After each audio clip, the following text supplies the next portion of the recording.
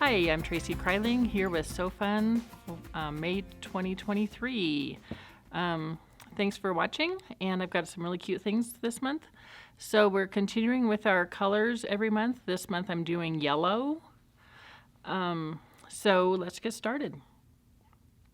So we're going to start with, I think, kind of my two favorite new purses. So you guys know we love Sally Tomato stuff. And her ginger bag is a great new pattern, or not new pattern, a great pattern that didn't take very long to make and is very easy if you use her leather. So I did mine with yellow leather. It has a little zipper here on the front, snapped closure, and a pocket inside. This is perfect little crossbody to go to quick little trip out, go to the concert with, a couple of hockey games. You can just fit the bare necessities in here. I love the way the leather looks on here. It's really easy to sew her Sally Tomato leather, and it's going to last really well. I ordered in a couple of fat quarters of leather for you. This one's kind of a beige. We have the yellow also. What's great with this is you can get, with one fat quarter, you can get this whole ginger bag. And then I also made this nice little Sophie cell phone wallet. So it's just this cute little thing, holds your cell phone. You open it up. You can also put in here a credit card, and then it's a crossbody, and it'll just go with you everywhere you go. So all the basics you need for a quick trip anywhere, just a cell phone and credit card, and you're ready to roll. So these are the two Sally Tomato patterns. I also, my phone did not fit in the sizes that this came with. So I had to do a little adjusting. I didn't want to use my nice leather to adjust it with. So I have this leather, or this cork fabric from Hobby Lobby. You can kind of feel it. It's not quite the same cork as what we usually have. But it's a nice, it's not going to last forever like the leather, or as long as the leather or regular cork that we usually carry. But to make a sample with it, I really liked it. What's great with this pattern also is since it's leather, it's not going to ravel, so all the seams are on the outside. So this thing literally, once you figure out how big your cell phone is and need to make it that right size, took about maybe an hour to make, because you just lay pieces together, flip this up, and sew it together. So you can get two cute little purses, the ginger and the Sophie, out of one fat quarter of leather, and you still have enough little bits of leather left over to make a little tiny credit card holder or something like that with it. So those are my two new purses for this month, the Sophie and the ginger.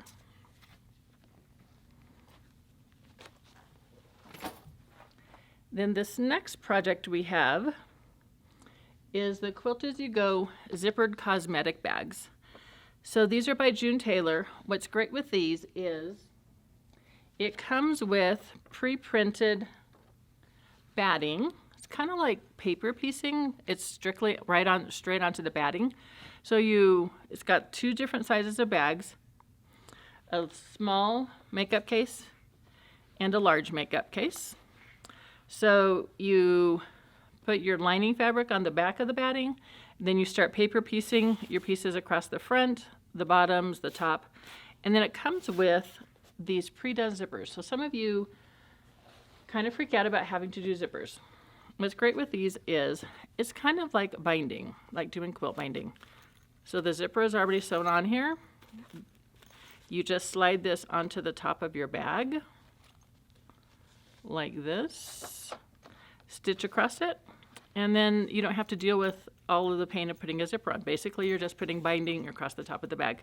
You sew at the sides, the bottom, and you're all done. So I love the big sizes. So we have the little one and this really big one. I just love the size of them. Since they're a makeup bag, I went ahead and used that OD Coat waterproofing stuff. So when you do that, don't paint the stuff onto your bag. So what I did was made the whole bag. It was totally flat, painted it onto each side of the bag, and then sewed up the side seams in the bottom. Just make sure you don't coat the zipper. And then I did on the big one, I actually even put a pocket on the inside. So I just sewed it across the bottom here where my seam is here, and then the sides of it are sewn into the side seam, and then I have a nice little pocket too. You can do some decorative stitching across the top of the band of the zipper. Your machine has quite a few probably. Just do a little bit of decorative stitching on there and it's all ready to go. Then, I don't know if you guys have heard, but the copyright on the classic Winnie the Pooh from A.A. Milne has expired. So now OESD has this month some Winnie the Pooh designs. And you guys know how I feel about Disney. So I copied this bag, made this exact bag, and I put the Winnie the Pooh with a honey pot on the front. And then it's got Winnie the Pooh and Christopher Robin on the back side. So how cute is that? This might be my new project bag for sewing.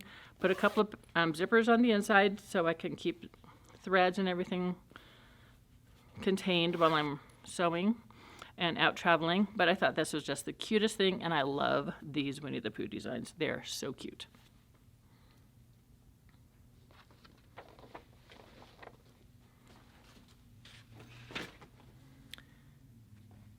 So this next project I have for you is by Emily Scott. It's called Sunflower Table Set. You can make placemats, coasters, napkins, or a table centerpiece. They call it a casserole cover or casserole table topper thing. I don't know. But it's all embroidery in the hoop, and it turned out really cute. It's not quite done, but I got all the embroidery done. And look how cute this is. I cut it a little bit smaller than the directions said, so I only have one leaf on each side instead of two like they have it, but I think it turned out really cool. It's all done in the hoop, so you sew down your leaves, then your sunflower, and then it does the embroidery for them, and then it does the center. Each one of these takes, not counting the cutting time and all of that, takes about 25 minutes to sew. The leaves are about 18 minutes to sew. So this is not a quick project, but it turned out really nice. I fused fusible woven onto the back to give it a little bit of body. And then I'll just quilt it with thermore batting, which I love on table runners and table toppers, that kind of thing. The design pack does have quilting designs for the centerpiece here. And then you're all ready to go. Put binding on it as usual, and you're all ready to go. When you're trimming up these types of applique in the hoop thing, these Tula Pink serrated duckbill scissors are amazing. If you cut with serrated scissors, your fabric tends to not fray as much. I'm not quite sure how or it works or anything. It's a cool science thing, but your fabric doesn't fray out. And what's nice is they're little small duckbill scissors, so you can get into really close around the stitching line before it does the applique. So these are like my favorite scissors, plus they're really pretty. Who doesn't love Tula Pink stuff? So the next project we have is this Sunny Days table topper. It's by Cut Loose Press, and it is just a nice, fast table topper you can make. Love, I used all scraps for this thing. You know how your scraps kind of overtake your sewing room? I'm trying to use up my scraps.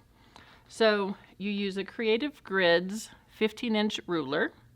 What's great with Creative Grids ruler is they have stuff on the back so they don't slide around like most rulers do. And this ruler is huge, so you can cut out all sorts of different sizes.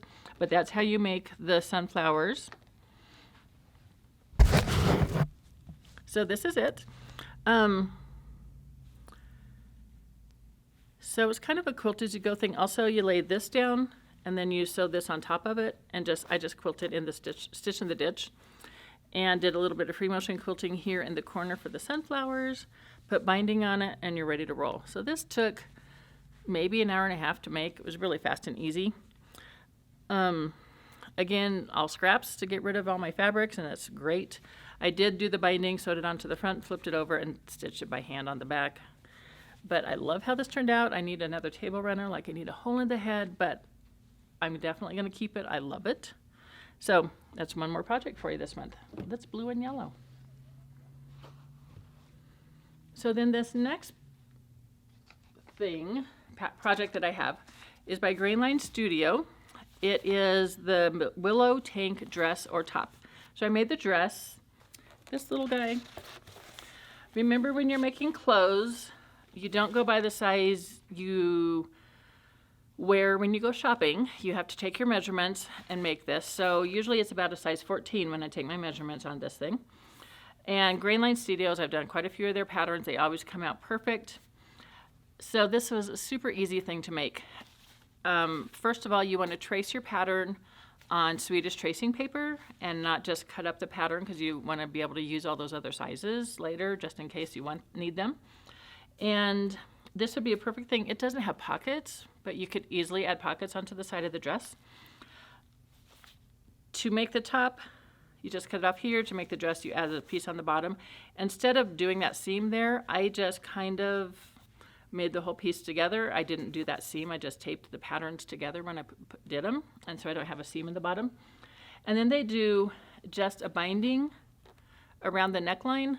So if you've ever done quilt binding, it's just like doing that. You sew it to the front, you flip it to the back, and you stitch along the ditch, and there's your quilt binding.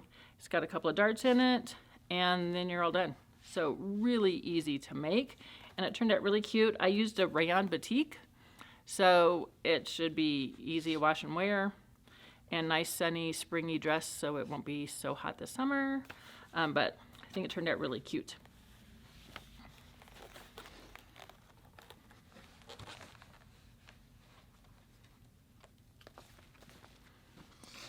So the next things I have are just a couple of quilts here for you. So I love these 3-yard quilts. They're a great way to use up little bits of fabric in your room, and they're super fast, really easy to make. This book, Quick as a Wink 3-yard quilts, has some really great patterns in it. This month I did, this one's kind of a square and a square with a big square on it.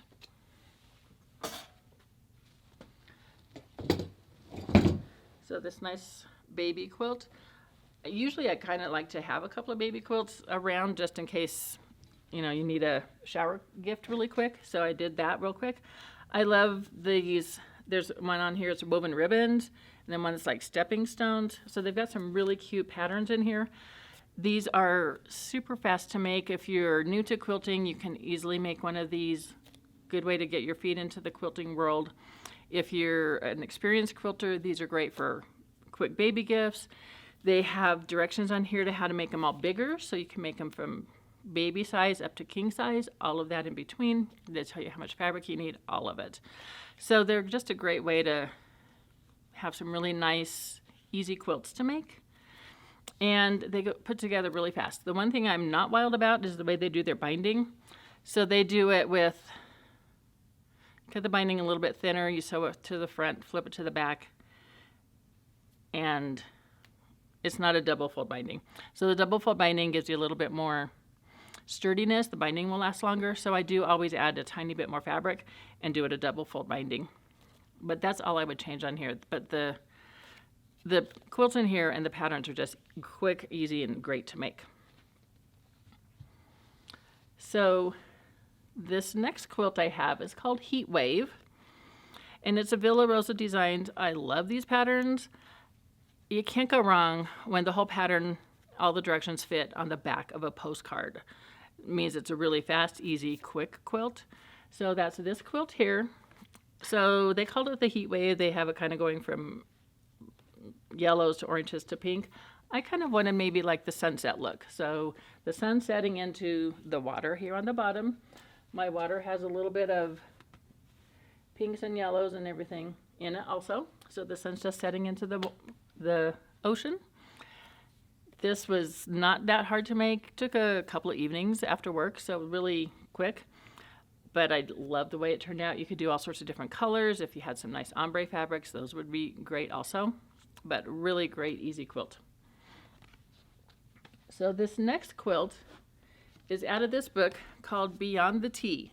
So this is a great book that has lots of different patterns if you want to make a t-shirt quilt.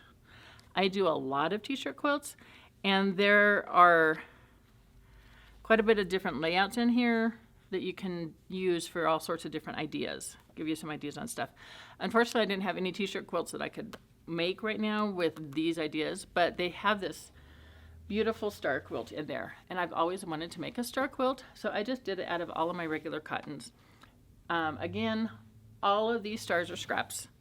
And there's only 5 of these little tiny stars that I repeated from one of these bigger ones. So I used a lot of scraps up to make this quilt. You're making all the same star. So there's 12-inch, 8-inch, and 4-inch stars. So it got a little monotonous. You're doing the same block 57 times, but who's counting? But it went together really easily. Then the layout on it is good. It's kind of put together in sections. So it was really went together easily. But I love the way it looks. I love the stars on it, and I love that it's all scrappy. Okay, so this last quilt I have for you is Sparrow by Pen and Paper. I love their patterns. Their directions are great. They are just the cutest thing ever. And they're not hard to make. There's a lot of pieces, but they have all of the directions on how to keep track of your pieces. So if you do their cutting instructions, they have you use 4 or 5 different fat quarters for all of the birds. I wanted to use up a lot of my scraps, so I did each bird with different fabrics. So it takes a lot longer to cut when you're doing all scraps because you have to cut each piece out for each bird individually. But other than that, this thing was not hard to put together at all. Just planning all my birds out took a little while. But what's great is their directions are just a piece of cake. They have you cut everything and label it. So you make each bird, it's all labeled. It goes together really quick. You've got 3 pieces for the eye section, this, the body, and then the breast, and then the tail part. So it goes together really quickly. They have you do one row going one way and one going the other way. I didn't really want to do that either. I just picked up birds and sewed them together. So some of them face each other, some of them don't. You can do what you want. It's your quilt. But I think it turned out great. I just love them.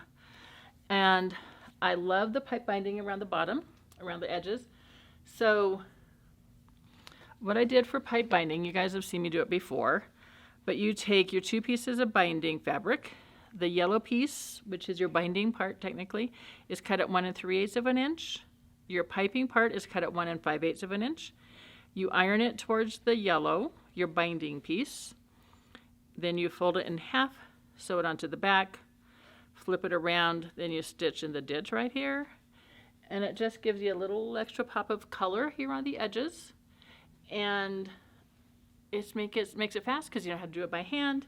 What's great is you're also staying pretty much right in that ditch because it's all right there for you. And it just looks great. So just remember, pipe binding is always a good option if you want to add a little bit of color on the edges of your quilt. So thanks for watching, guys. Hope you're having a great time, and hopefully we'll see you at the store sometime soon, and we'll talk to you later.